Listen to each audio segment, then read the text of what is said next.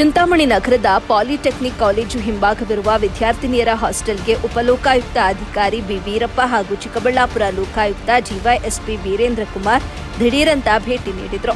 ಈ ವೇಳೆ 2 ದಿನಗಳ ಹಿಂದೆ ಊಟದಲ್ಲಿ ಜಿರಳೆ ಪತ್ತೆಯಾದ ಫೋಟೋವನ್ನ ಮೊಬೈಲ್ನಲ್ಲಿ ವಿದ್ಯಾರ್ಥಿನಿಯರು ಸೆರೆ ಹಿಡಿದು ದೂರು ನೀಡಿದಾಗ ಅಲ್ಲಿನ ವಾರ್ಡನ್ಗೆ ಉಪಲೋಕಾಯುಕ್ತ ಅಧಿಕಾರಿ ಬಿ ವೀರಪ್ಪನವರು ಫುಲ್ ಕ್ಲಾಸ್ ತೆಗೆದುಕೊಂಡಿದ್ದಾರೆ. ಅಲ್ಲದೆ ನಿಮ್ಮ ಮನೆಯ ಮಕ್ಕಳಿಗೂ ಇದೇ ರೀತಿ ಊಟ ನೀಡುತ್ತೀರಾ ಅಂತ ಗರಂ ಹಾಕಿದ್ದಾರೆ. ನಿಮ್ಮ ವಿರುದ್ಧ ಕ್ರಮ ಜರುಗಿಸುತ್ತೇನೆ ಅಂತ ಎಚ್ಚರಿಕೆ ಕೂಡ ಕೊಟ್ಟಿದ್ದಾರೆ. ಯಾವ ಡೇಟು ಕಂಪ್ಲೇಂಟ್ ಮಾಡಿದ್ರಾ? ಮಾಡಿದ್ರಮ್ಮ ಕಂಪ್ಲೇಂಟ್? ಈ ಥರ ಬಿದ್ದದ ಹೆಂಗ್ರಿ ತಗೊಳ್ರಪ್ಪ.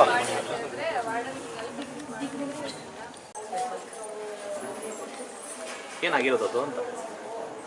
ಅದು ಅದೇನೋ ಜಿರಳೆ ಬಿದ್ದಿದ್ದು. ಯಾವಾಗ ಬಿದ್ದಿದ್ದು? ನೆನ್ನೆ ಎಲ್ಲ ಮೊನ್ನೆ. ಯಾವ್ದ್ರಲ್ಲಿ ಅದು?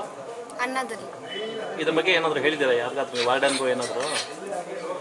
ಇದು ಅವ್ರಿಗೆ ಹೇಳಿದ್ದೆ. ಯಾರಿಗೆ ಹೇಳಿದ್ದೀರಾ? ಊಟ ಮಾಡೋರು. ಏನು ಹೇಳಿದ್ರು ಅವರು? ಅವ್ರು ಇನ್ನೊಂದ್ಸಲಿ ನೋಡ್ಕೊಂಡು ಮಾಡ್ತೀವಿ ಅಂತ ಹೇಳಿದ್ರು. ಜಿರಳೆ ಬಿದ್ದಿತ್ತಾ?